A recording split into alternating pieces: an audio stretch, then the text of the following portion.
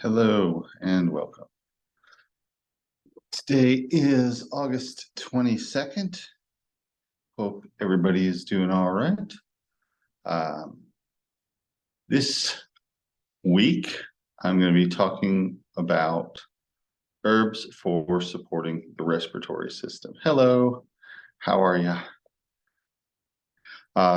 So, respiratory system consists of the lungs and the airways and the muscles of respiration. So you have the upper airways, which is the sinuses and throat. Then you have the lower airways, which are the bronchi and bronchioles, the passages that go into the lungs. And there are different challenges that each encounters, and there are different things we do to support them in different situations. But a lot of things can cause challenges for the respiratory system. So one of the so the respiratory system is exposed to the environment in a way that, for instance, the heart, the circulatory system really isn't. The kidneys, not so much. But if there's something in the air, it gets in your lungs. And so that's like a direct impact that a direct contact between the environment, specifically the air and the airways. So that allows for a lot of potential insults to the respiratory system. The respiratory system is a route of entry for a lot of viruses into the body, and also allergens, and also basically toxins or pollutants, or physically damaging things like dust. Ground glass is a great example. We wouldn't really call ground glass a toxic substance because it's not having a chemical reaction with the body. It's a physically injurious substance because it's little sharp bits of stuff. Pollen is kind of both. It's not nearly as disruptive to the airways as glass, powdered glass, but it does consist of sharp particles, and it also has chemical interactions with the cells of the respiratory system. So when you breathe something in, it is part of an air current that is moving through your airways. And those air currents, if you were able to look at them, if you were able to see them, they're kind of swirly and chaotic. They're not just air moving in a straight line in and out. They're going through the sinuses and being spun around and passing through airways, and that have some texture to them that cause some turbulence in the air as it's flowing through.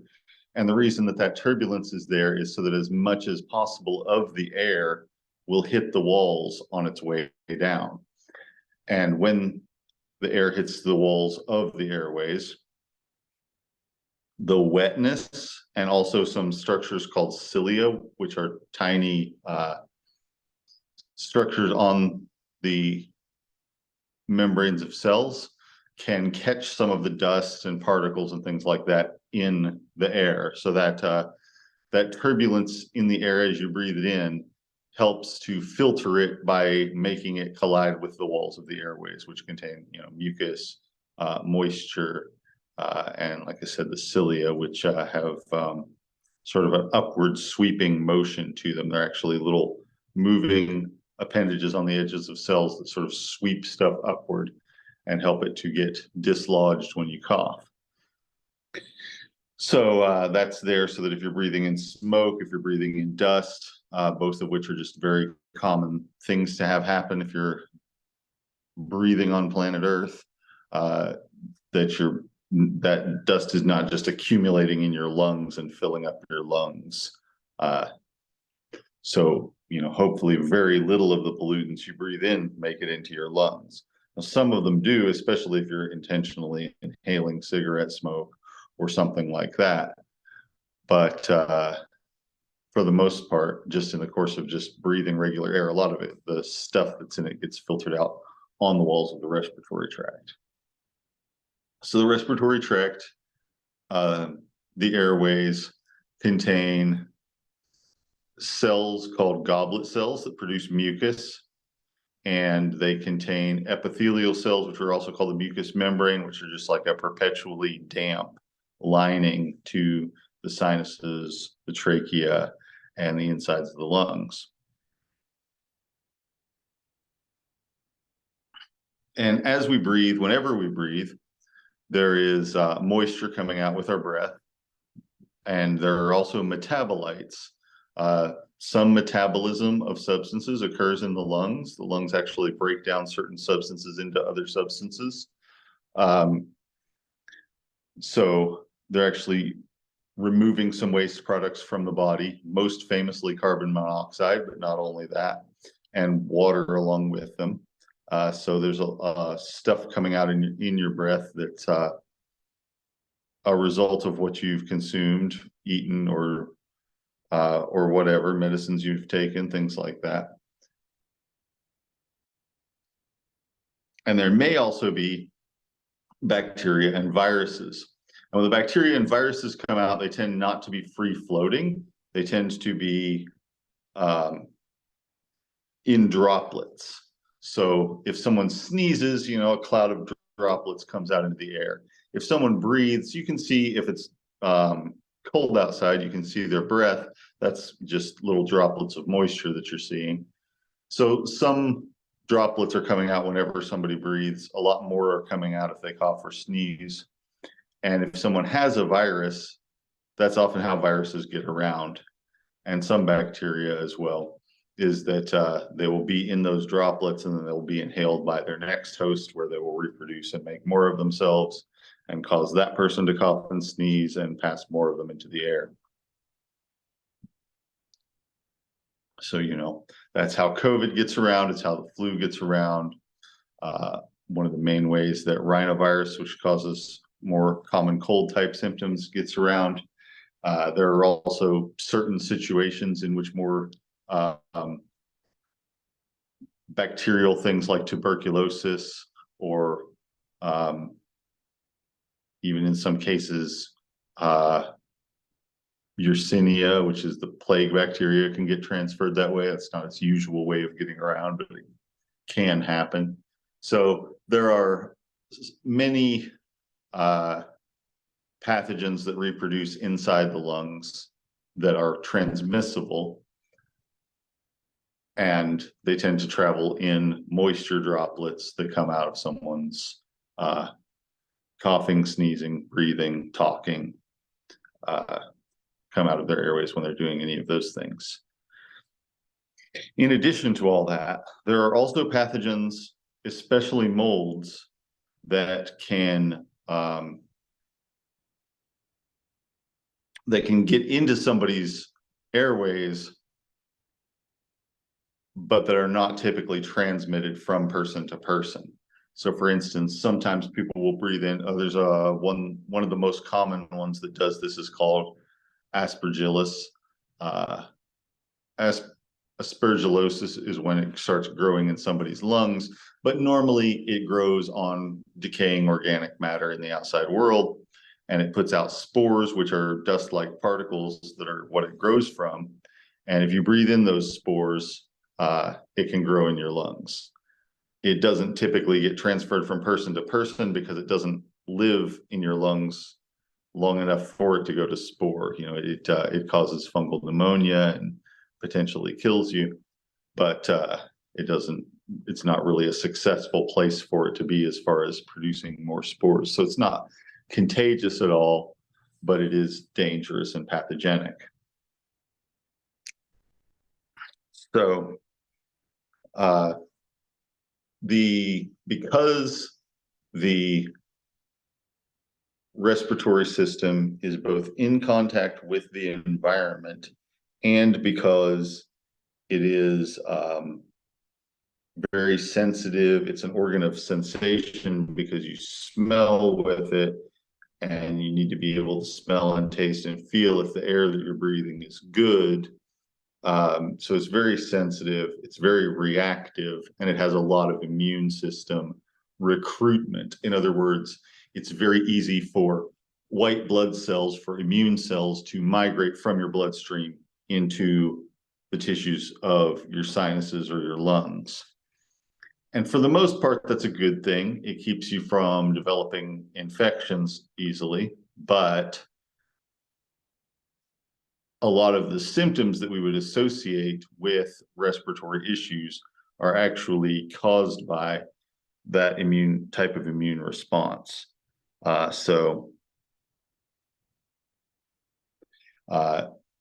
I mentioned sneezing before. Sneezing is sort of a reflex that happens as a result of irritation in the sinuses, in the upper airways.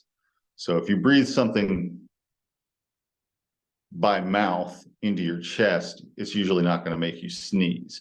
But if you breathe something up your nose, the same thing might. And so dust will make people sneeze a lot of the time. There are also herbs like pepper that will reliably induce sneezing if someone breathes them in, or even breathes in the smell of them, not just the particles of them. So that's an irritation where the nervous system is feeling it and it's very sensitive, and then it's triggering a reflex where someone sneezes.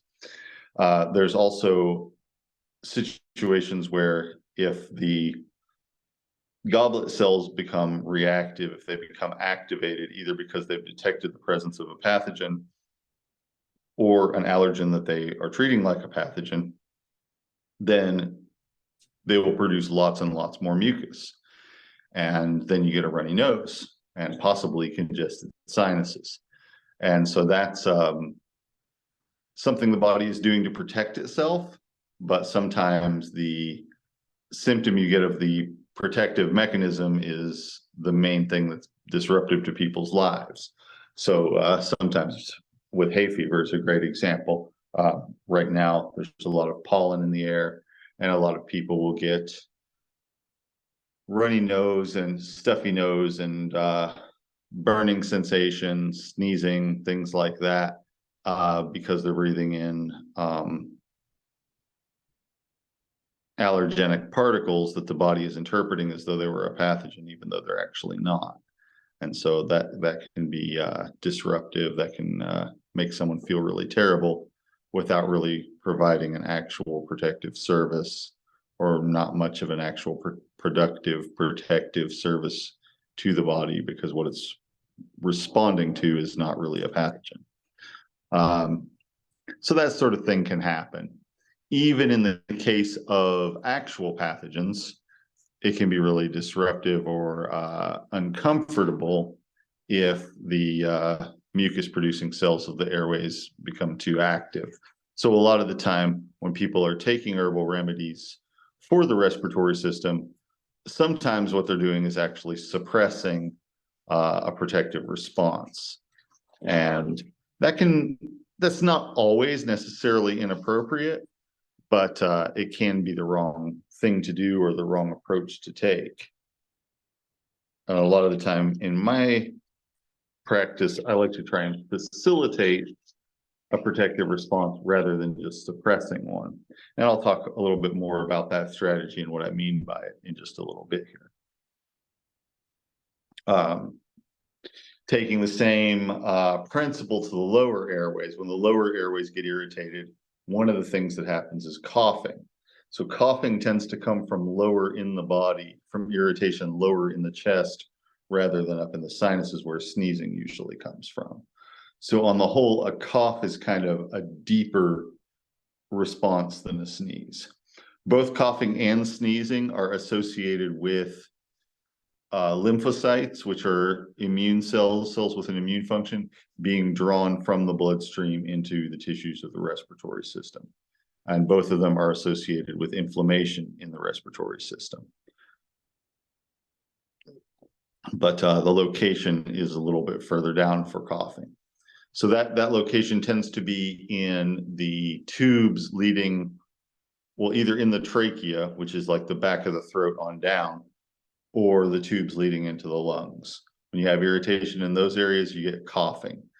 Sometimes that coughing, that irritation is caused by drainage coming from further up the sinuses draining into the back of the throat, and the body is trying to expel that.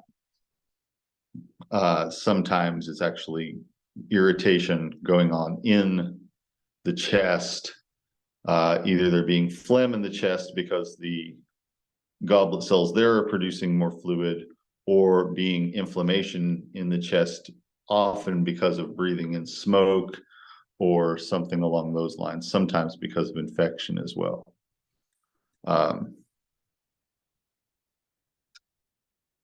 So you have different responses that are obvious on the outside, depending on how deep into the airways the irritation, congestion, or general disruption is. And if it gets into the even smaller tubules inside the lungs, then you start to get wheezing. And if it gets deeper than that, you get pneumonia, which the way that you can, pneumonia is fluid inside the lungs. And if you listen to somebody's chest with a stethoscope, or sometimes even if you just listen very closely to their breathing in a quiet room, you can hear a sort of gurgling and crackling, fizzing and crackling sound as they breathe in and out when there's more fluid in the lungs. So if you've ever seen lung tissue, it's very much like a wet foam type of substance. It's just made out of tiny, tiny little bubbles. And the tissue surrounding those bubbles is connective tissue. It's the same stuff that joints and tendons are made out of, essentially. But rather than being solid, it is all filled with little air sacs called alveoli. And those are where the gas exchange happens, where the body absorbs oxygen and releases carbon dioxide. When somebody breathes in air, the air that we breathe in is about 70-something% nitrogen and about 20-something% oxygen. And when you breathe back out, it has a couple extra percent of carbon dioxide. The air that we breathe normally has a little bit of carbon dioxide in it. The air we breathe out has a little more carbon dioxide in it. It's still mostly nitrogen. That doesn't change. The amount of oxygen decreases slightly. The amount of carbon dioxide increases slightly in the air that we breathe out versus the air that we breathe in. But it still has a fairly similar composition in terms of nitrogen being the most common substance in it and oxygen being the next most common substance in it. Sometimes, people talk about breathing in oxygen and breathing out carbon dioxide, and it makes it sound like, what you're breathing out is all carbon dioxide instead of oxygen, but it's really only a few percent change. Just a second.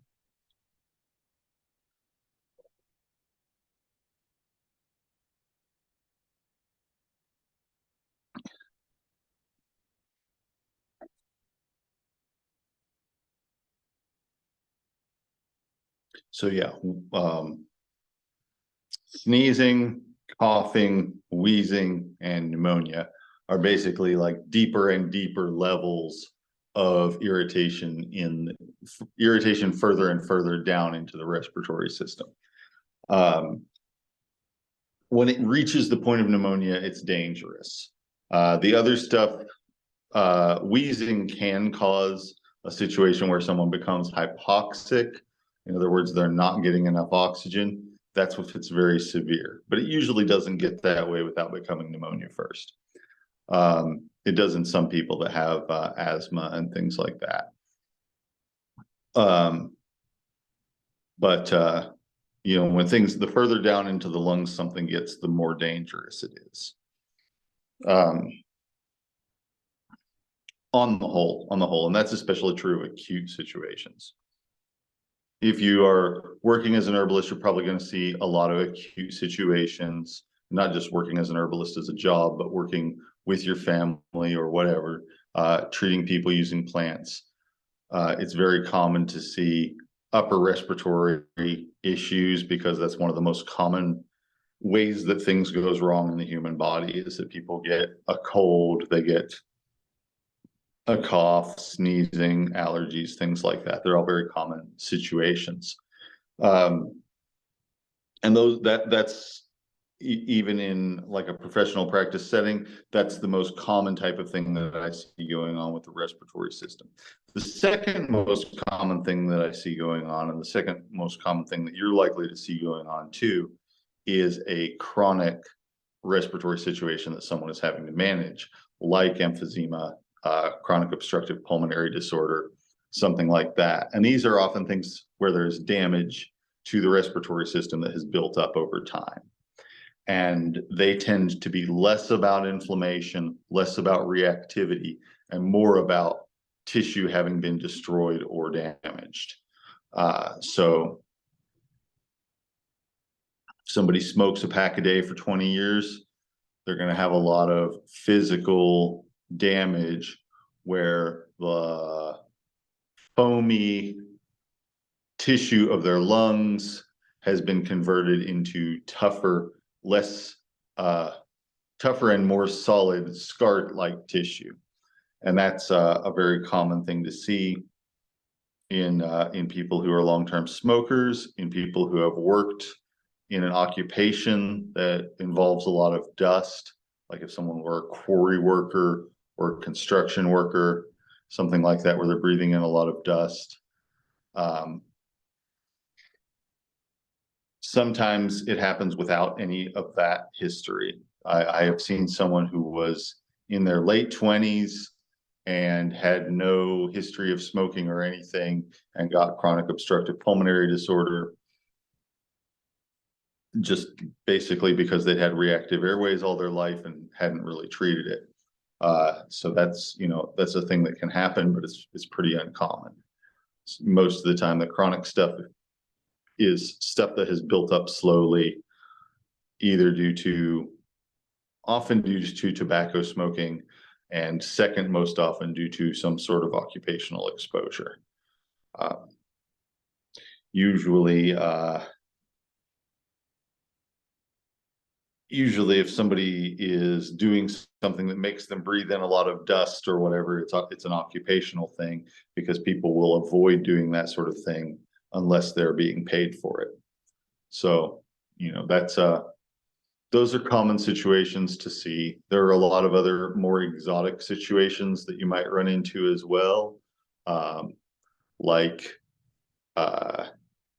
damage of the upper airways from inhalants, sometimes damage of the lungs as well, from cocaine use or sniffing solvents or something like that. Sometimes there are some genetic things like cystic fibrosis, which is a disorder in how the body handles electrolytes, but it leads to problems in the lungs.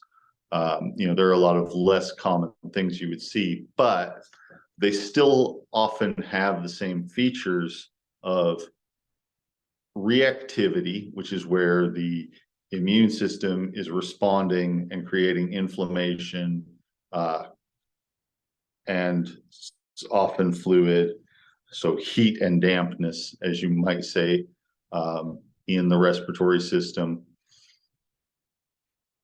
And sometimes that leading to physical destruction of tissue over the long term. So we're going to talk about some different strategies for dealing with each of those types of things.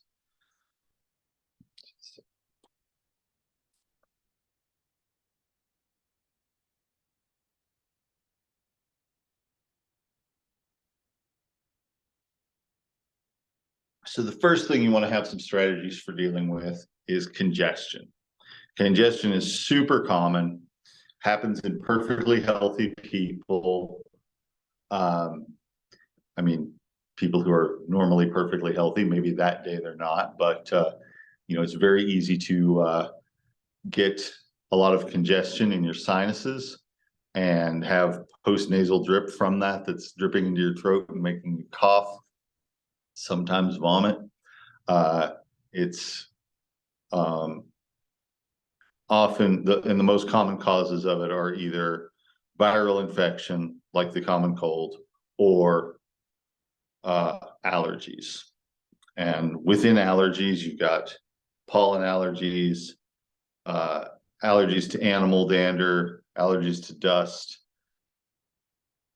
They're all a little bit different, but they all have a lot of the same features in terms of there being inflammation and stagnation.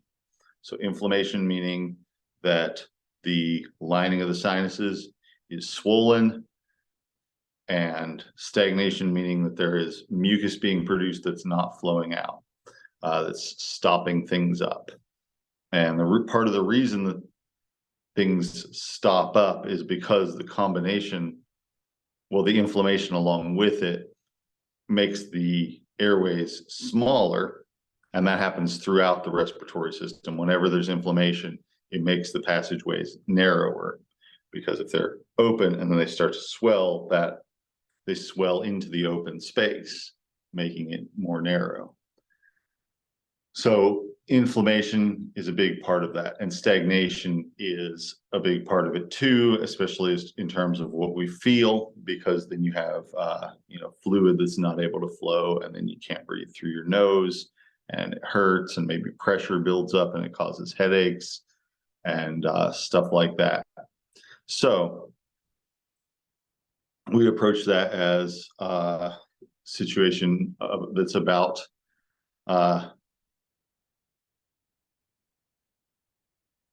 dampness and heat and stickiness. Like the heat and the inflammation causes the fluid to become sticky and stagnant. And a lot of the time, if somebody blows their nose when they're first starting to get a lot of mucus, it'll just be clear. And that's what color mucus is on its own, is it's just clear. When it starts to get whitish or yellowish or greenish, that indicates more and more presence of white cells, white blood cells, including lymphocytes, which are there in the whitish to yellowish phase, and then corpuscles, or dead white blood cells, dead macrophages, which are bigger white blood cells that are there when it starts to look that greenish color.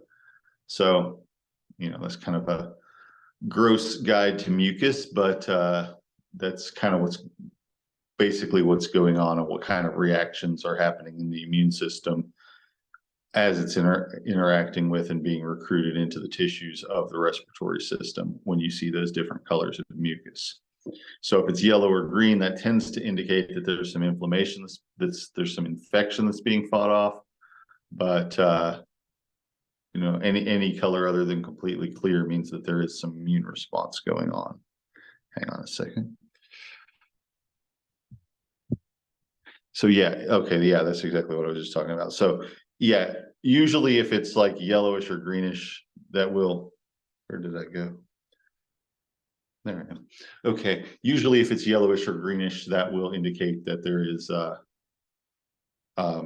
some bacterial infection going on. And if it's just kind of whitish, it just means that there's a lot of immune response happening. But the greenish color is specifically white cells that have been used, that have eaten up bacteria and stuff like that, and kind of are spent. And so that tends to happen when there's a presence of bacterial infection. So when you're trying to deal with that situation, just with the general inflammation and stagnation in the sinuses, in the upper airways, there are a couple of things that are really helpful for that. Warming herbs are often helpful. Physical heat is helpful too. You like have somebody's sinuses that are really congested, and you put some heat on it, whether it's in the form of, I use moxa treatment, which is burning mugwort, but also having a heat lamp on it, or even holding a hot compress on it, can be really soothing, partly because it helps to get the fluid to move. So because there is inflammation involved, decreasing inflammation can be helpful. Because there's stagnation involved, herbs that help to move fluids in the body can be helpful. Ginger happens to be both of those things. It's a good anti-inflammatory, and it is also something that very much makes fluid move in the body. So ginger, if you've ever eaten a meal that was very spicy with ginger, a lot of the time it will make somebody's nose start to run. somebody's nose is very congested and they take ginger, it might take a little bit longer, but it will tend to decrease that inflammation and let that fluid start to flow and clear out a little bit more. So that's a really useful herb to use. Cayenne is helpful too. Garlic is helpful too. All of these are spicy kitchen herbs, things that are fairly profoundly fluid moving because of the spiciness, but also very safe and somewhat anti-inflammatory. So those are some really good herbs. Ginger is really kind of like the first thing that I reach for. Mustard is very traditional in European and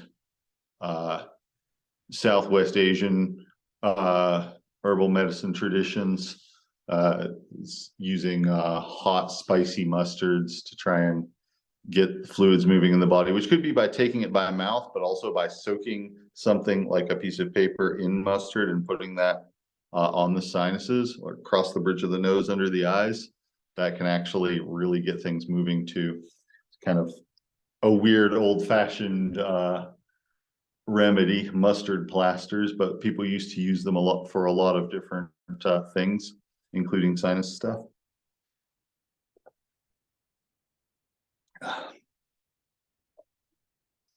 All right, let's see. So sometimes it's necessary to use stronger anti-inflammatory herbs, but usually the spicy things are what I reach for.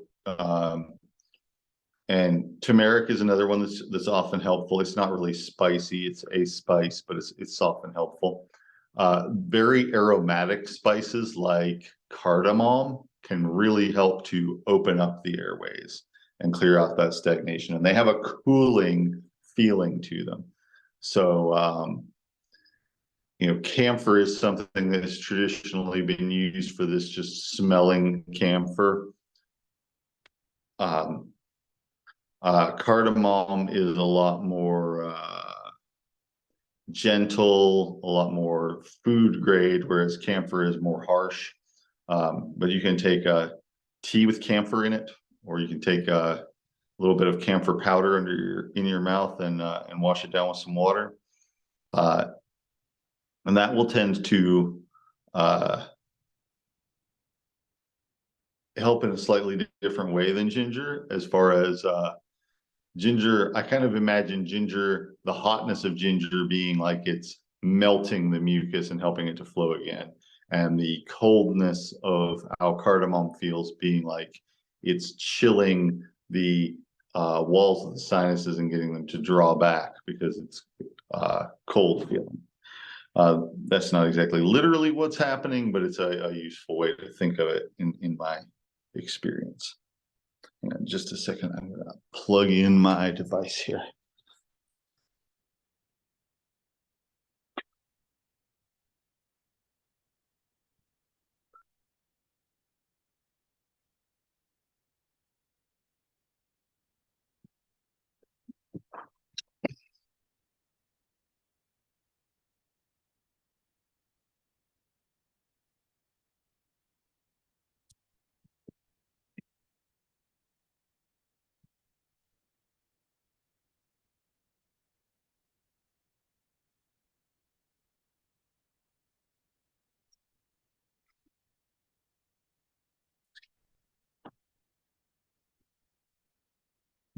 Now, there are also drying decongestants, things that dry up the fluid to the sinuses. And I don't use those as much in my practice, but they're out there. And they are something that some people use and that people find helpful and relieving. Some of them are also stimulants, maybe even most of them. So for example, ephedra is one that has been popularly used for this. And one of the substances that's in the ephedra plant, pseudoephedrine, is available as an over-the-counter drug. I guess you'd call it an over-the-counter drug. It's something that they kind of keep behind the counter because people make methamphetamines out of it, but you don't need a prescription to get it. But so ephedrine group alkaloids, including ephedrine and pseudoephedrine, are very decongestant. In addition to ephedra, there are some other herbs that contain similar substances. One of them that grows here in the southeastern United States is an invasive plant called Sitta cordifolia. And that's a very good one. It's got as a decongestant, it's got some demulcent soothing substances in it. And then it's also got these more decongestant substances. Like I said, I don't really use those very often. Some citruses, particularly unripe citruses, also contain a substance called synephrine that is also an ephedrine group alkaloid, and also has this very strong stimulant and drying decongestant combination. Rather than using any of those, because as you know, as I probably have said a bunch of times already, I prefer to use a weak herb in larger amounts rather than a stronger herb, a more disruptive herb in smaller amounts, if it's possible. So a lot of the time, what I do if I want something that is a stimulant and a drying decongestant is black tea. Green tea is a little bit less so, but they've got a lot of the same substances in them. And it probably depends as much the strain of tea, the variety of tea, as it does on how it's being processed. But usually I use an Assam black tea for this purpose, which is that if someone drinks a lot of it, it helps to relieve congestion. And it also, because it is caffeine containing, it does help people feel more energetic and less run down, which is often something people feel when they're having an immune reactive response in their sinuses, that they'll often feel very sluggish and run down. So tea helps with that, and the hotness of the tea, the hot liquid, the physical temperature of it also can help to drain, get the sinuses to drain. So it's both draining and drying, and somewhat anti-inflammatory because it contains a lot of antioxidants that have some anti-inflammatory properties. This is probably also why chicken soup is such a classical thing for people that are sick. One of the reasons is because it's hot liquid and it's soothing, and you can also put a lot of different herbs in it and have it still taste decent. Aromatic herbs, and a lot of aromatic herbs tend to break up congestion. So aromatic herbs that break up congestion are what we might call expectorants. They are called expectorants because if you have congestion that's in your chest area, in other words, in your trachea and your brachii, that it's going to help to expel those. It's going to make them looser, and that's going to make you cough and bring them up. So this applies to a whole bunch of kitchen herbs in the mint family. And to some extent, they also work on the congestion that's still up here in the sinuses. But they're thinning the mucus and they're causing it to be more fluid. And they're also helping with the process of coughing stuff up. So one of my favorite things for that situation is sage. If there's a lot of congestion, a good tincture of sage, which I've got right here. This is Salvia officinalis, and it is the original plant called sage.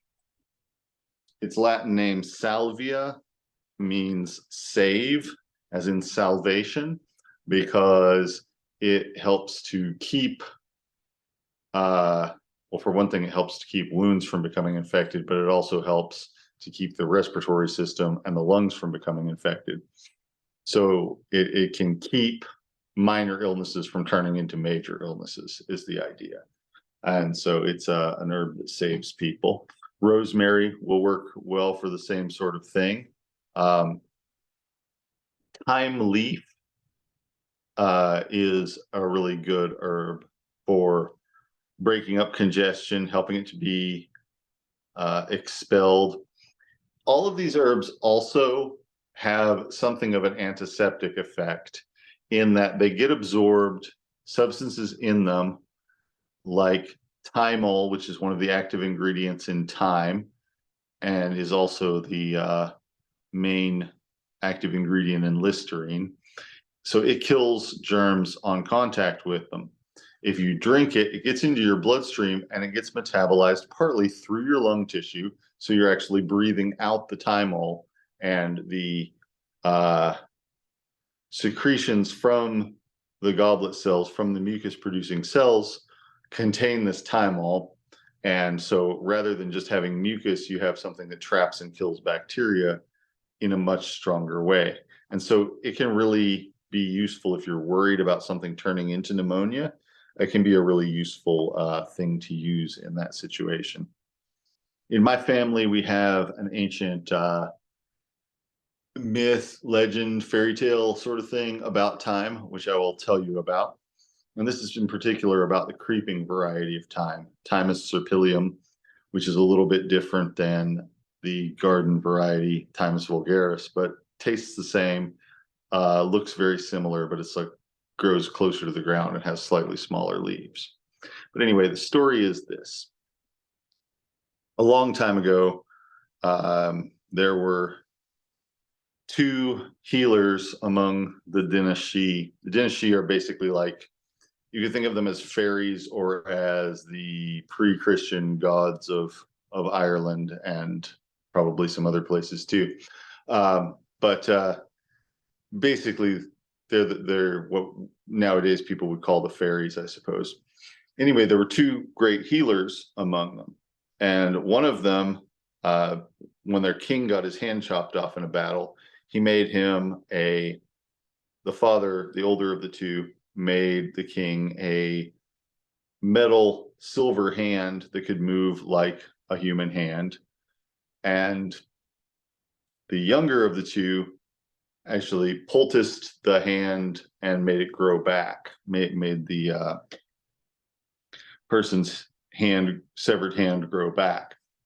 And so they got in a fight, and professional jealousy or whatever, and the father slew his son because he was jealous of his ability to heal this patient of theirs.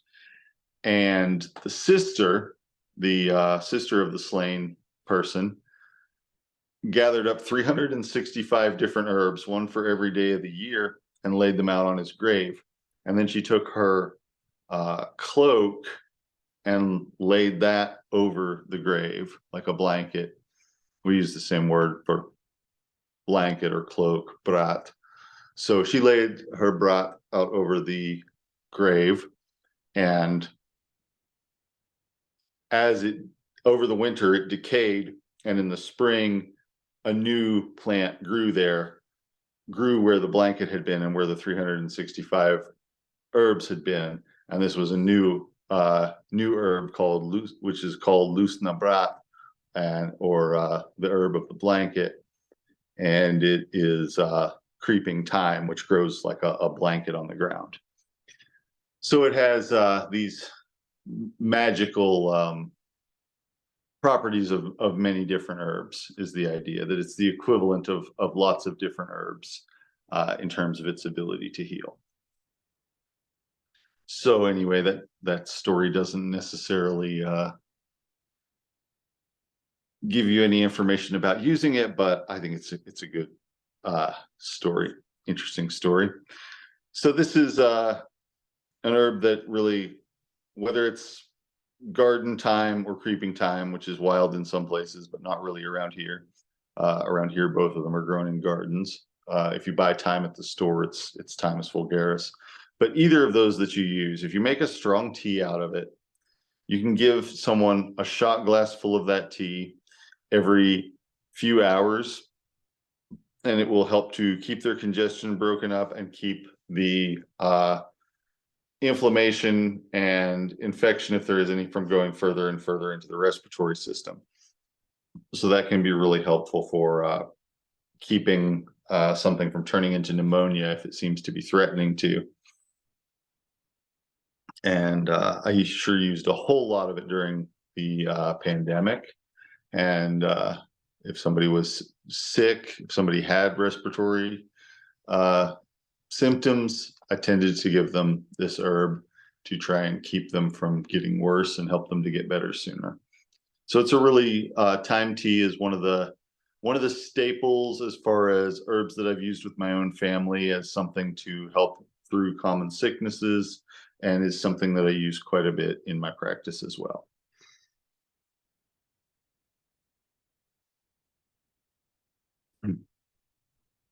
So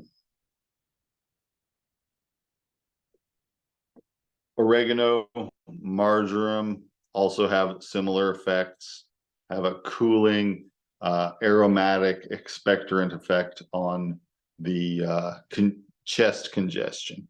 Not as much for the sinus congestion, some for the sinus congestion, more for the chest congestion.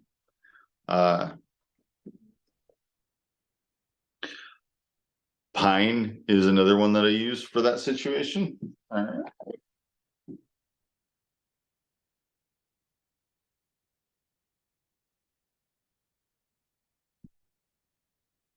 These are the needles and cones of white pine.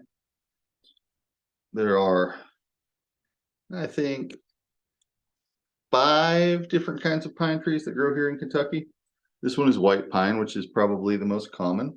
When you see a white pine tree, if you look at the needles are long, a couple inches long, and on pine trees, like actual pine trees, not spruce trees or fir trees or anything like that, the needles are bound together in bundles, and white pine, which we talked about during the first class,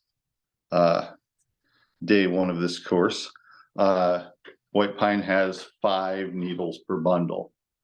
And that is the easiest way to recognize it out of the various different pines that grow around here.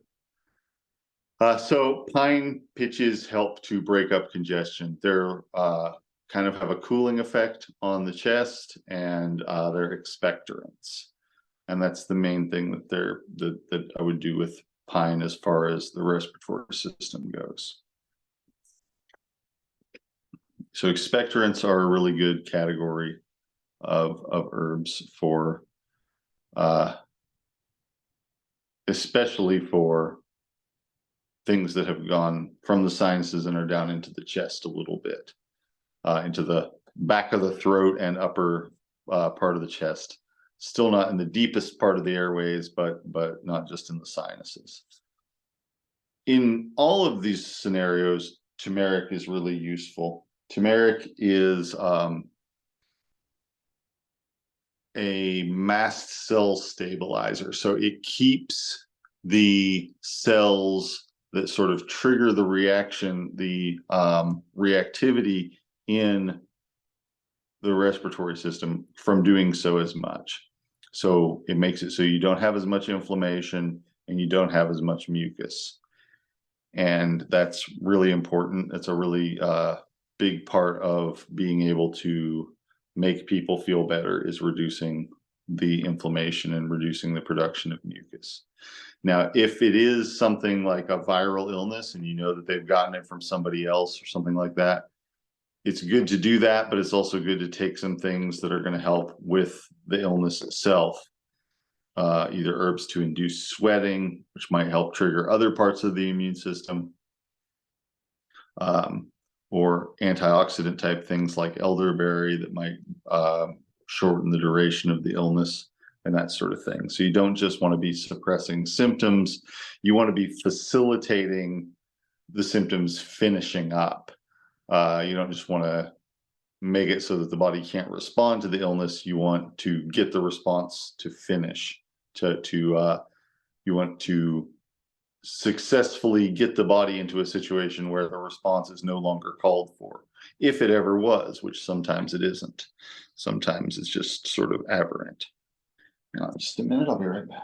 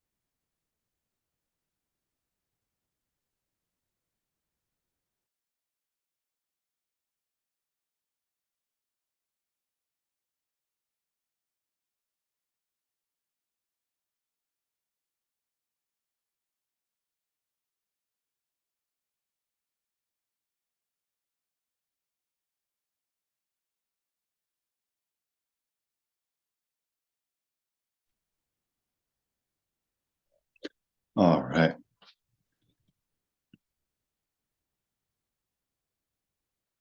So this question, are all of these herbs best to use as a tea? With respiratory issues, tea is a really nice way to use herbs. So if I'm going to make them for somebody that I'm working with directly, like if someone in my house needed them or whatever, I would make them as a tea. And that's probably the best way to take it. Sometimes if I'm sending people home with it, I give them the concentrated form of it, and suggest that maybe they take it with hot water. But and giving people the extra step of making tea when they already don't feel good sometimes isn't going to work so well. But yes, I would say that tea is probably the best way of delivering each of these herbs, all of these herbs, in terms of purely of effectiveness of the remedy.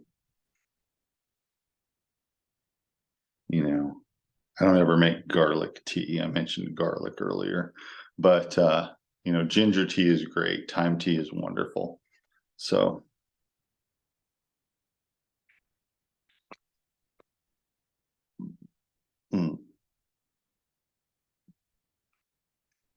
so expectorants are a really important category of herbs. Demulcents are also helpful. Demulcents are soothing herbs. A lot of them contain fiber and things like that. They're not necessarily directly entering the respiratory system, but they might be helping to hold moisture in the body. There are people somewhat disagree on exactly how demulcents work for this sort of thing, but taking something like slippery elm is often helpful, definitely to the throat if somebody's throat's sore from coughing and that sort of thing. Also, often if you have reactivity in the respiratory system, you get swollen glands under the jaw and in the back of the throat, those are the lymph nodes which are producing and releasing the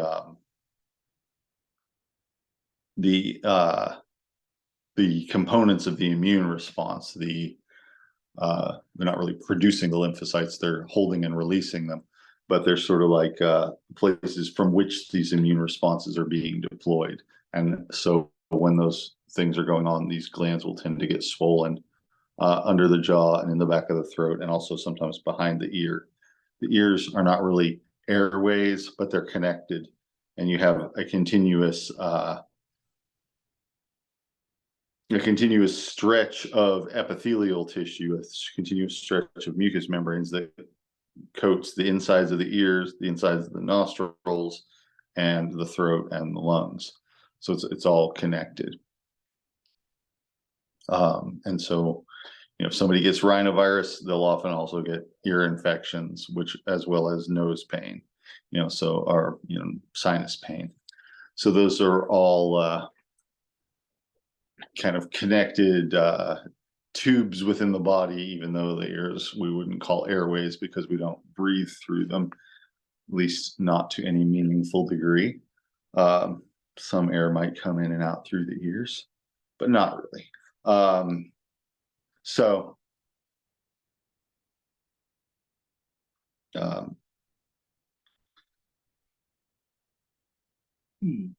yeah, tea because of the heat in it is really useful, and then demulcents are useful. And one demulcent herb that I like to use with the sinuses is cinnamon, because it is warming and spicy, and it is also kind of makes the tea a little bit thicker and slimier, but not to such a degree that most people have trouble taking it. If you use powdered cinnamon, what you have to do is stir it in with the tea. Often I will make cinnamon and ginger tea together. So you slice up the ginger and pour the hot water over the ginger. And I like to use cinnamon chips, which are broken up little pieces of cinnamon bark. But if powdered cinnamon is what you have, then what you would do is pour the water over it and wait until the pieces of cinnamon mostly settle to the bottom, and then pour the liquid off of the top of that. And that gives them time for the stuff that's in them to distribute into the liquid, both the polysaccharides that make it thicker and more demulcent, as well as the aromatic compounds that make it warming and help to move the fluids.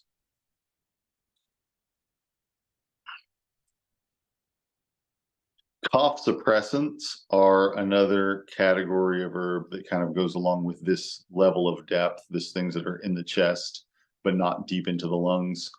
Cough suppressants are things that make people not feel the need to cough. So, when you have some irritation in your chest, you'll often experience it as sort of a tickling or irritating feeling when you take a deep breath that makes you need to cough. Cough suppressants quell that response. So I don't really love cough suppressants. They're useful when someone is having just spastic coughing that's not productive, when there's irritation, but there's no phlegm to be pushed out or anything. And then they're just like, having a dry hacking cough. They can help to keep that from happening. But if you're going to do that, you also need to work on reducing inflammation.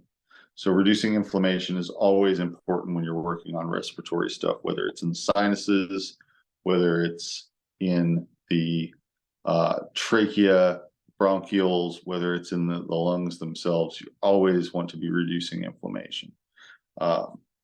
Curcuma, turmeric is my number one thing for that. Ginger, like I said, is good for a lot of things in this area, and it's part of that as well.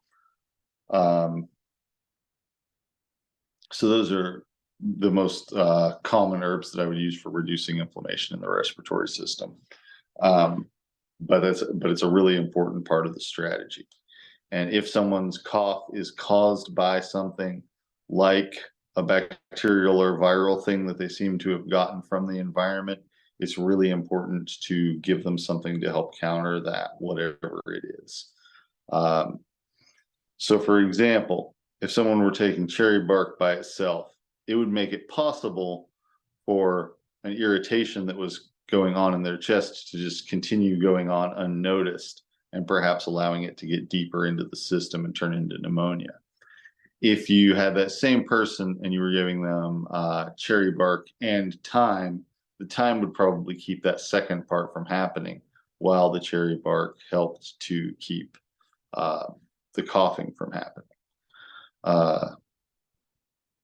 With all of these things, hydration is really important too. So in every case that I've talked about, as far as acute issues with the respiratory system, fluids, copious fluids can be helpful, like way more than you feel like is necessary if you're the one drinking them.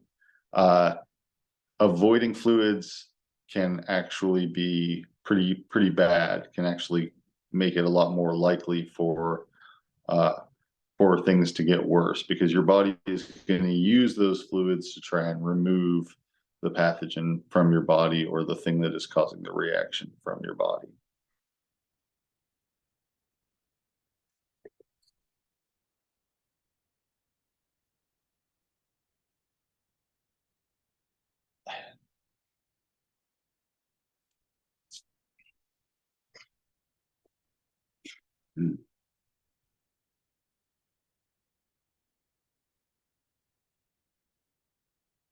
Besides cherry bark, another cough suppressant that I sometimes use is wood poppy.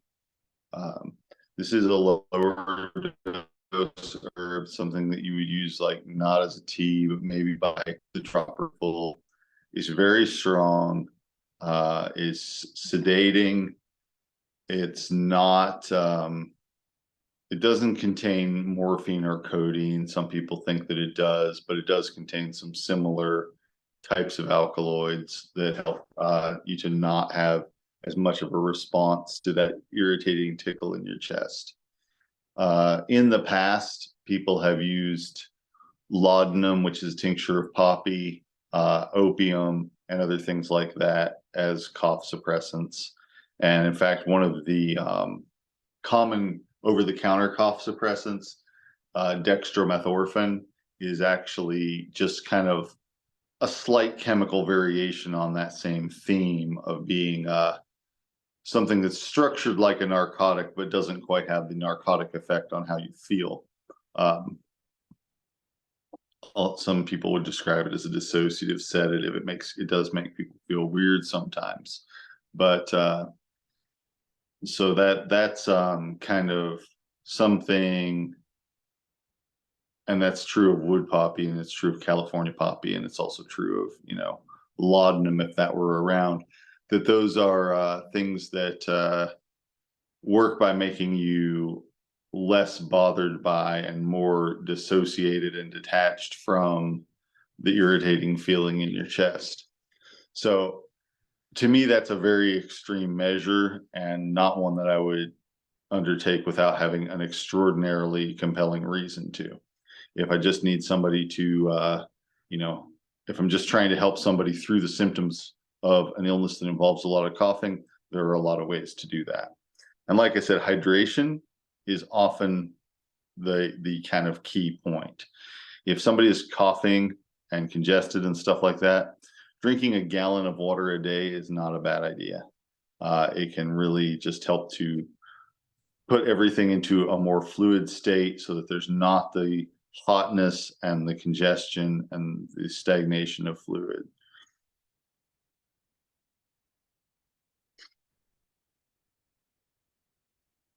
Breathing in aromatic substances is also a traditional thing that people do for opening up the airways.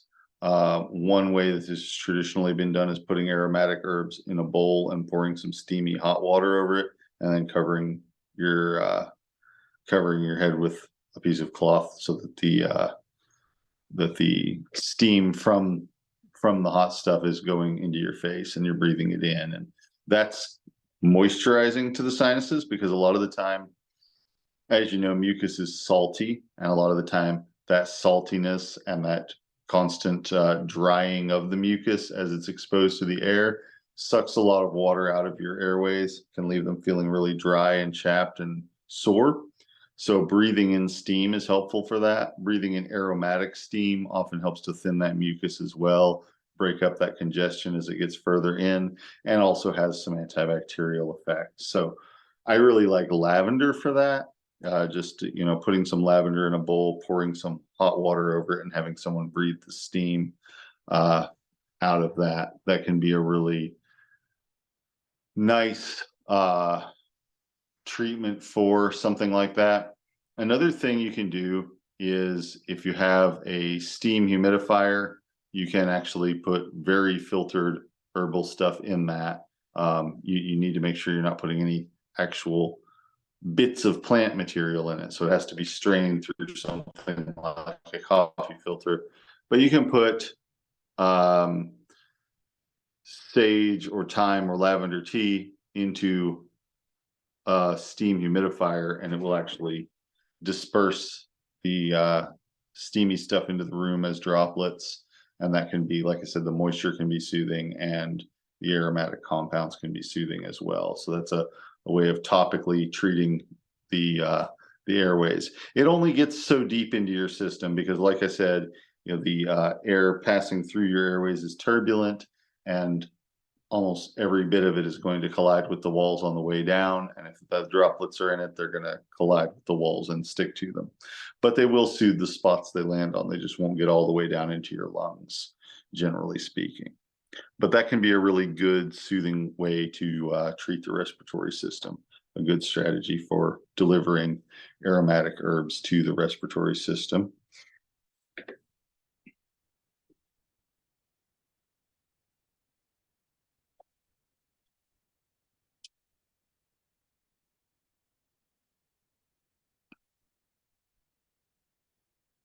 Now, when things get deep into the respiratory system, that is a situation that might not be something you want to do yourself. But if you're listening to somebody's breathing and it's got a little bit of a wheeze in it, a little bit of maybe a little bit of wetness feeling in the sound in the chest, some of the things you can do there, the thyme leaf tea, there is really no such thing as an overdose of it. You can take a shot glass of it as often as you feel like it. Sometimes people get kind of sick of the taste, but if somebody's taking an ounce of that every 30 minutes or so, they're usually going to be okay with that. And that will often help turn that situation around. Doubling up on the anti-inflammatory stuff like turmeric, and of course, keeping up with as much hydration as possible is really useful too. Sometimes more stimulating things are helpful to that. Their stimulants tend to open up constriction in the airways. So a lot of the time the airways will actually go into spasm.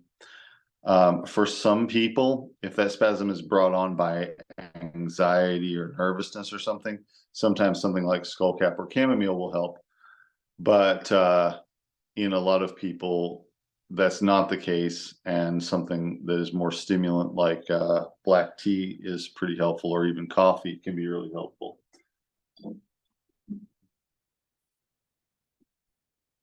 Lobelia is an herb that is also helpful in that situation.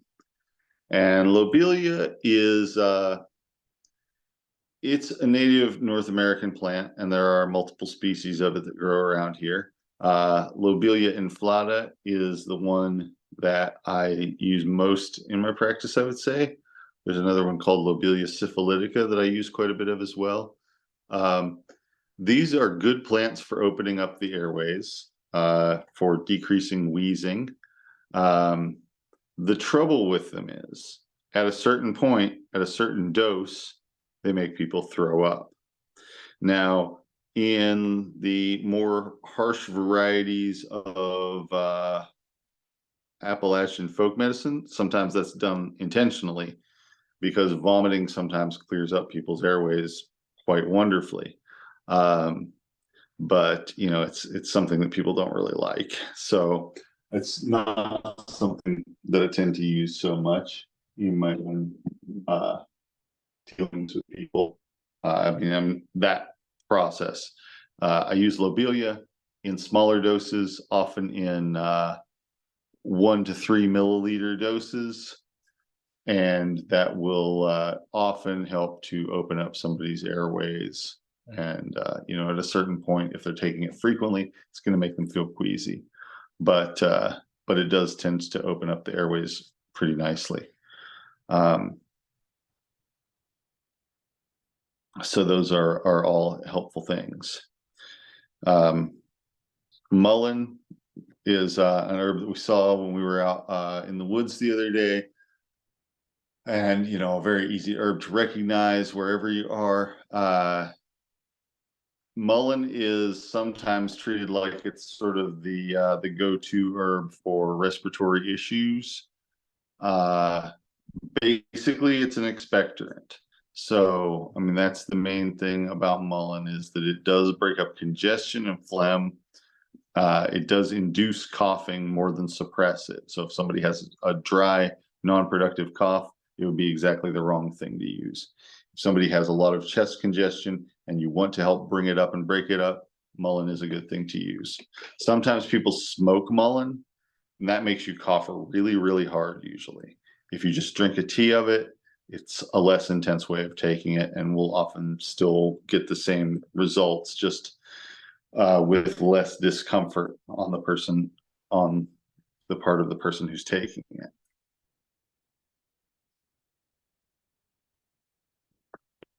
Oh, excuse me. All right, so I'm going to talk a little bit about chronic respiratory issues. So these can be more complicated, but they're not uncommon in older people, especially some people who are not old as well. But like I said before, a lot of the time what they involve is organic damage. And sometimes it's not really possible to completely reverse that or anything like that. If somebody has breathed in a lot of silicon, the silicon tends to embed itself in the lungs, whether that be rock dust or whether it's something occupational like glass or whatever. People used to have asbestosis when they were manufacturing things with asbestos, and people would inhale particles from that. Pretty much reliably leads to terrible problems later on. In the community that I came from, black lung was very common. Black lung is something that coal miners get from breathing in coal and rock dust. And it actually became much more common when people started mechanizing drilling. So when people started using machines to break up the rocks and get the coal out of the rocks, rather than just using picks, hand tools like they had been using in the 1800s, when people started using machinery for it, it created a lot more dust. And it took quite a while for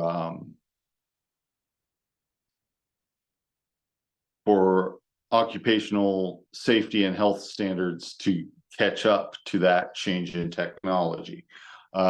So, people didn't have any more protective equipment than what they had in the old days of picks and buckets, but they were stirring up hundreds of times more dust using jackhammers and drills and things like that.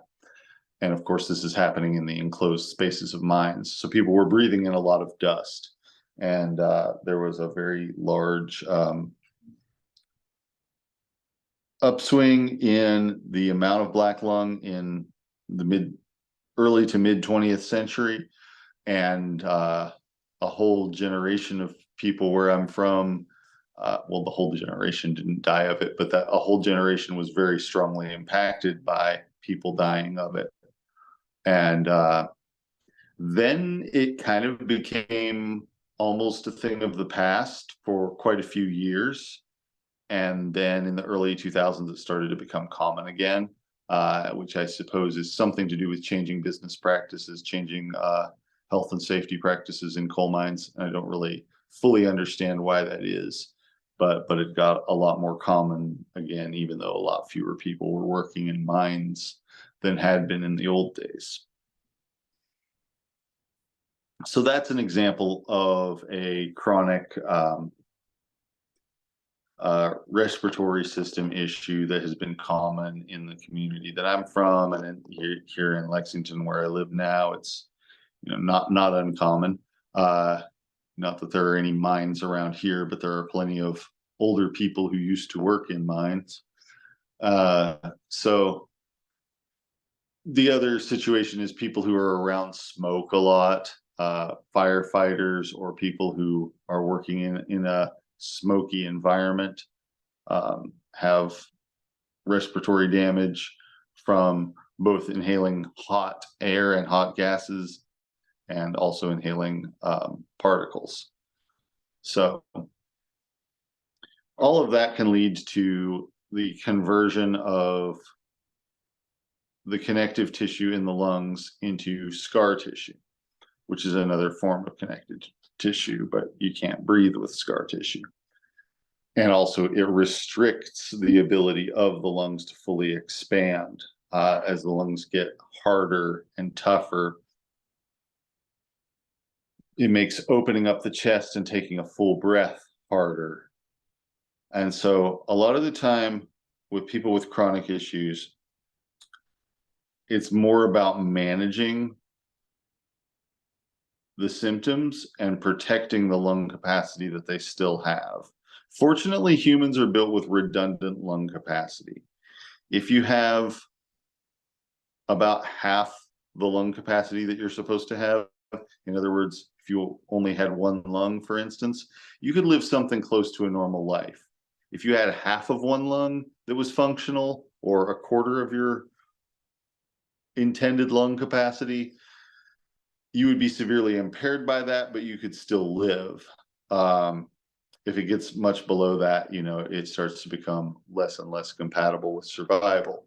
But we do have quite a bit more lung capacity than we absolutely have to have. So if somebody loses a lot of their lung capacity, they can still live with that if you protect what's left and if you help to manage the symptoms that tend to come from that. Because, for instance, if you have diminished lung capacity, you can't cough as hard, which makes it harder to clear your airways.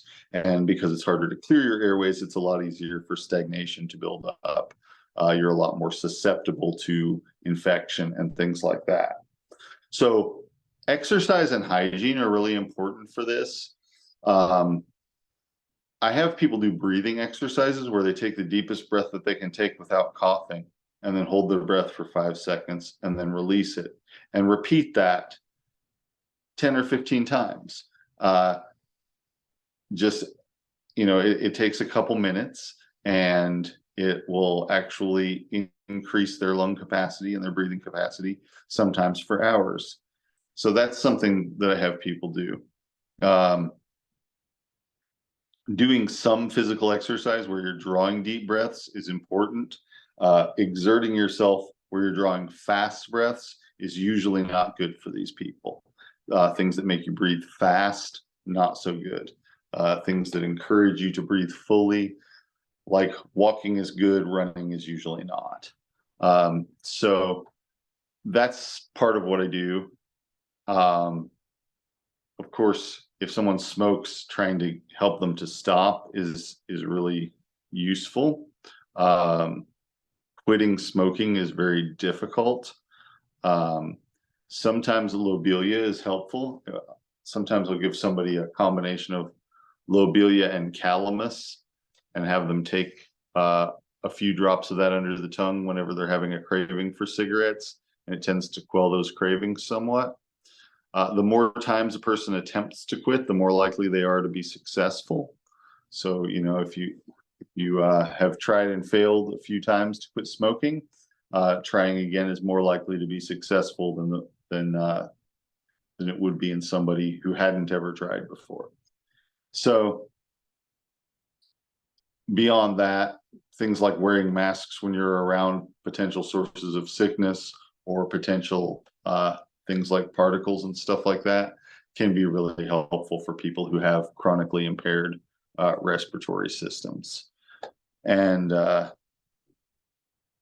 course, avoiding as much as possible the possibility of getting exposed to respiratory illnesses is important too. So those are all, as we've all learned, things that can be tricky to navigate with people. People don't want to stay away from crowds necessarily, or they don't want to uh, uh, wear a mask or something that might make them look different from everybody else. And it can be hard to, you know, only the person who's going through it can really weigh the benefits and risks of those things for themselves. You can't really, all you can do is give them the information. But sometimes things like that can be helpful in terms of protecting uh, uh, a respiratory system that has been chronically impaired by a history of whatever. Because if somebody gets, anytime that somebody gets an inflammatory response going on in their respiratory system, that is a possibility of ending up with a diminished capacity. So if somebody has emphysema and they get a cold, they might not ever fully recover the lung capacity that they had before the cold.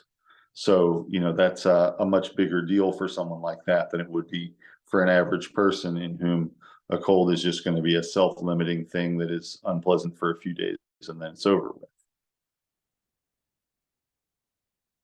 So anti-inflammatory herbs are really useful for these people. And like I said in the very beginning, the spicy herbs that help move fluids in the respiratory system, like ginger, can be helpful, and fluids are really helpful. And that's about what there is to do. Sometimes steroid-containing herbs, like wild yam, might be helpful for somebody with that sort of situation to do on a short-term basis, like a week here or there, if their symptoms are bad. I don't really think it's a good thing to do all the time because it might make them less able to fight off potential infections. Get a little bit of water and I'll be right back. And then I'm going to talk about a couple of different herbs in a little more depth.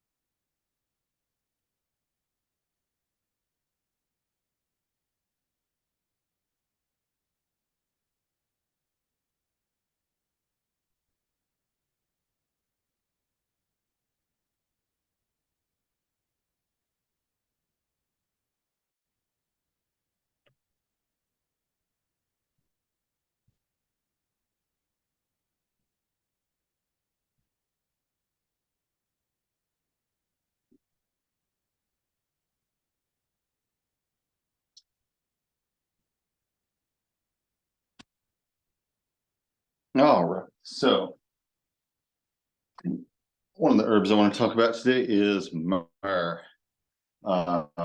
Myrrh is tree sap. Everybody knows the name of myrrh here in our culture, but not a lot of people are familiar with the substance itself because it's mentioned in the Bible, but it doesn't grow around here and isn't widely used in our material culture.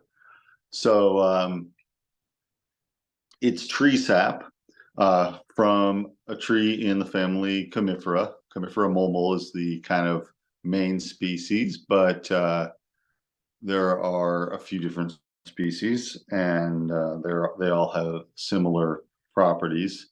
You might also see the name Google for an herb, which is basically like the species of myrrh that grows in South Asia, a species of myrrh that grows in South Asia.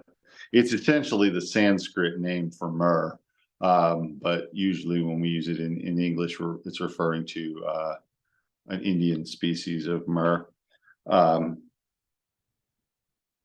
In any case, with these trees, you can't tap them. You can't cut the bark and encourage the sap to come out. The tree doesn't tolerate it well. It tends to die.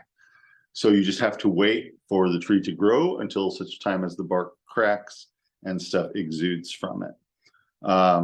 Because of this, myrrh has traditionally been really expensive.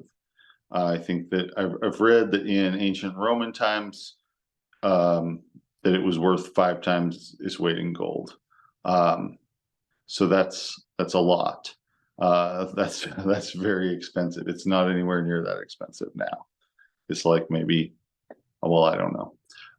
Good stuff is probably something on the order of $125 a pound. You can get less good stuff for cheaper, but some of it is harvested in some pretty sketchy ways, unethical ways, possibly by killing trees and things like that. The Horn of Africa and the Arabian Peninsula are traditional centers of myrrh production, and it's kind of often considered to be where the best stuff comes from. And then there's also, various other kind of myrrh-like things, or other species of myrrh, you might say, growing throughout the southern part of Asia, from Vietnam and Laos to across the Arabian Peninsula and down to West Africa is kind of the area of the world where this stuff grows. And it's been a traded substance for a very long time. So it's been something that people in Europe were buying from people in Asia just about as far back as there are written records of much of anything. They used it in Egypt as well. So, Europe, Africa, Asia, all trading with each other from remote antiquity. And this is one of the substances that was very sought after.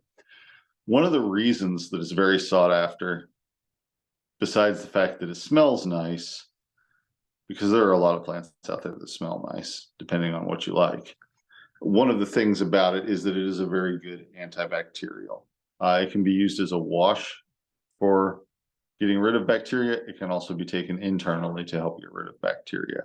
And it has a very broad range of effectiveness, a very broad spectrum of antibacterial activity. It will work against gram-positive bacteria, gram-negative bacteria, anaerobic bacteria, lots of different things that cause pathogens. I mean, lots of different pathogens that cause diseases. So it's that it was well known for that because it works pretty reliably. And even though something like garlic might work well too, myrrh has often been considered a more high class thing, partly because it's exotic, partly because maybe it's more pleasant to take, but also partly because it's very powerful and has a very broad range of activity. So I often use garlic and myrrh together for bacterial stuff, both topically and internally. And I think that they both work pretty well. Flavor-wise, myrrh is very bitter. Good myrrh is very bitter. It very much stimulates the production of bile, helps to facilitate digestion, helps to facilitate movement along the digestive tract. It's also expectorant and helps to break up congestion, and at the same time helps to kill bacteria. So it can be really useful for the respiratory system, and it can also be really useful for infections on the skin and in many other places in the body.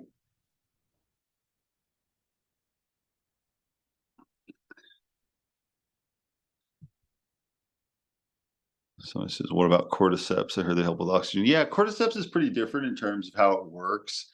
And it depends a lot on the substrate that it's grown on. So like the original cordyceps is wild harvested from the mountainous areas in China. There have been some studies on that for helping blood to stay oxygenated in athletes. And, if the studies are correct, it had pretty impressive results for that. People have tried to recreate that effect with cordyceps that was grown in a lab, and it usually hasn't been as good. I knew someone several years ago who was growing the cordyceps in the lab on a substrate, on a like a petri dish, that where the growth medium was made from shellfish, which might be an issue for someone with a shellfish allergy, but they felt that they were getting more like the results from the wild cordyceps that grows on the bodies of caterpillars. So yeah, they do help with oxygenation of the blood, probably by helping red blood cells to be more active and bind with more oxygen. But it's less of a direct effect on the respiratory system and more of an effect on what the blood is doing once it gets into the respiratory system. But like I said, it's hard to find the good stuff, and also there's concerns about it being harvested in a sustainable way versus like wiping out the local populations of it or whatever. So, results sometimes vary with cordyceps, and I don't necessarily feel like I have a good line on good quality cordyceps.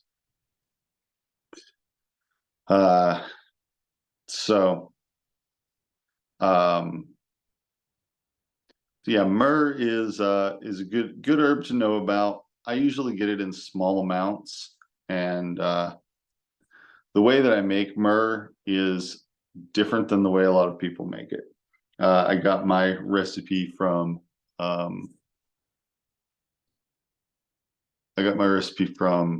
or the description of it from I think that it was in Ibn Sinna's Kanun fi al-Tib, the Canon of Medicine, which is a 1,000 or so year old book that was written in Arabic by a Persian physician. But what I do, the way that a lot of people prepare myrrh is that they make a tincture of it, dissolving it in 75% alcohol. And this kind of dissolves, melts the resin, and you get a very clear product that is a nice amber color, and you can see right through it. And it's very high in alcohol. And if you put it in water, it turns cloudy. So the way I do it produces a more water-based and already cloudy version of the same substance. And so what I do is I take 10% of what I want the final product to be, which is about half as much alcohol as the weight of the myrrh. So for instance, if I have 100 grams of myrrh, maybe I'd use 50 grams, 50 milliliters of alcohol, and just kind of get the myrrh wet with the alcohol and let the alcohol absorb into the myrrh. And then pour boiling water over it and agitate it. And this melts the myrrh and distributes it through the water. It's cloudy. It's not actually a solution, it's a suspension. So you've got like actually tiny droplets of myrrh suspended in the water, but it works about the same, and it provides a medicine that is a lot lower in alcohol and easier for people to take. Because the alcohol-based tincture is very strong tasting and very sticky, and the more watery one is less so. So that's how I prepare it. And the other way is how probably most other herbalists prepare it. And either one will get it into your system and get it to start doing what it does.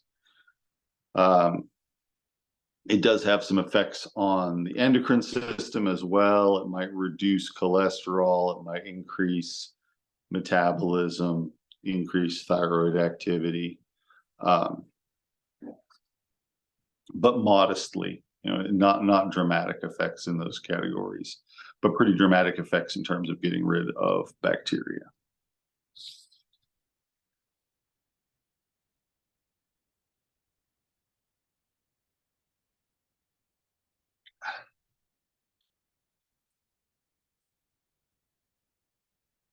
And the other herb I want to talk today about is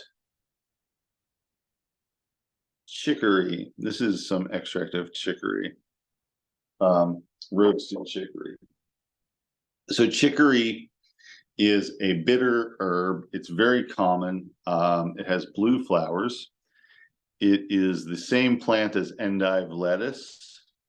It is also called maror, which means bitterness, and it's used as a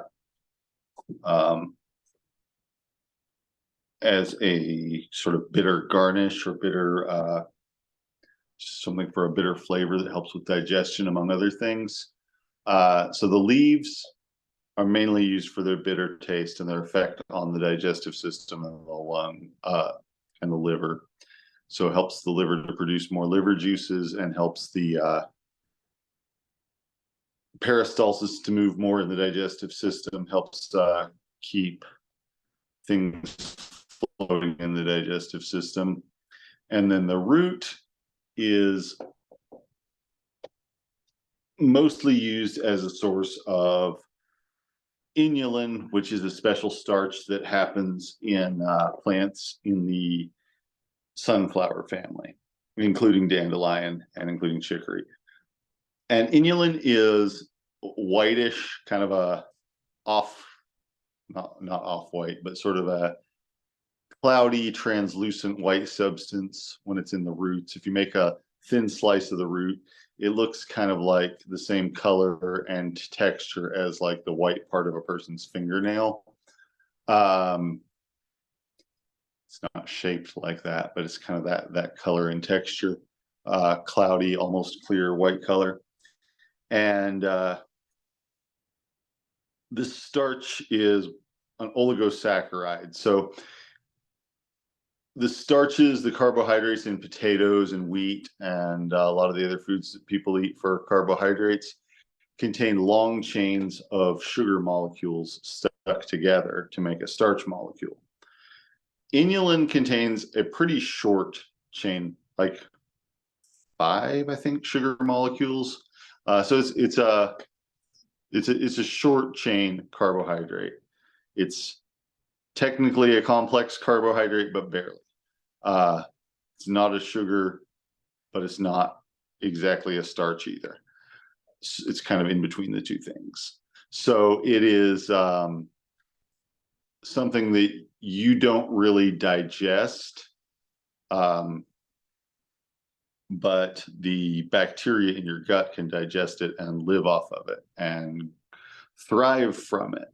So it's often helpful for people after they've been through an illness that has involved a lot of diarrhea, or after they've been through a round of antibiotics that might have killed off their gut bacteria. Some people think that the thing to do is to just throw probiotics at it, which is, better than nothing. But if you have this inulin, these special starches that the bacteria grow from, then it helps to create the environment for them. And I think the environment in the gut is actually more important to your gut flora than the amount of gut flora that you're taking in pill form or whatever. So it really helps them to establish themselves instead of just passing through you. So that is one of the main uses of chicory. So the leaves, bitter and help with the digestive system. The root helps to reestablish gut bacteria after an illness, which can help people to feel more recovered and better in general. It helps to, I feel like in general, it's one of the things you need for baseline health is good gut bacteria. Just like you need good nutrition, just like you need adequate sleep, just like you need enough water, you need to have your gut flora be in good shape. And chicory root is one of the things that really helps with that. This form of it is roasted chicory root. So in this, the roots have been sliced up and then baked, baked at 400 degrees until they turn sort of brown. And what's happening when they're turning sort of brown is that some of these starches are caramelizing, and it changes their form a little bit. It takes some of the bitterness out of it, makes it a little bit sweeter. A lot of people have used roasted chicory as a substitute for coffee or as a flavoring in coffee. But it has, when it's roasted, it has pretty similar properties in terms of still being a nourishing thing for the microflora. So that's a useful thing to know about chicory. Chicory has leaves that look just like dandelion leaves, but the stems branch and they have blue flowers that are shaped kind of like a dandelion flower. So the downside to chicory is you often find it growing in the worst places. So it will grow in the medians of the interstate. It will grow in cracks in pavement. It will grow alongside the most polluted highways. And when it grows in places like that, it really does accumulate toxic substances like metals from the soil. So if you're going to harvest chicory, the place to look for it is something like the side of a dirt road that nobody ever drives down, or a mowed path through a field or a meadow, something like that, where it always likes to grow along waysides, but you want it to grow along waysides that aren't venues for motor vehicle traffic, especially not on a daily basis or anything. So if you often find it growing in old fields and meadows, at the edges or alongside paths, and if you can find it in those places, it's good to take. It's not that hard to dig up. Usually you can dig it up with a spade. And both the leaves, both the above ground parts, which are the bitter part, and the below ground part, which is the starchy part, have good nourishing medicinal properties.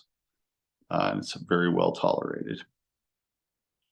And like I said, very common. It was introduced here as a crop. It's not native to North America.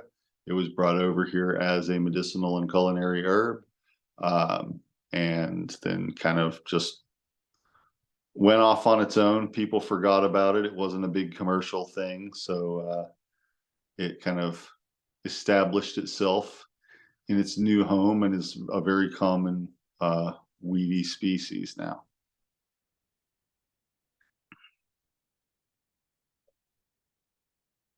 All right, so any question about the respiratory system or about the herbs we've talked about today?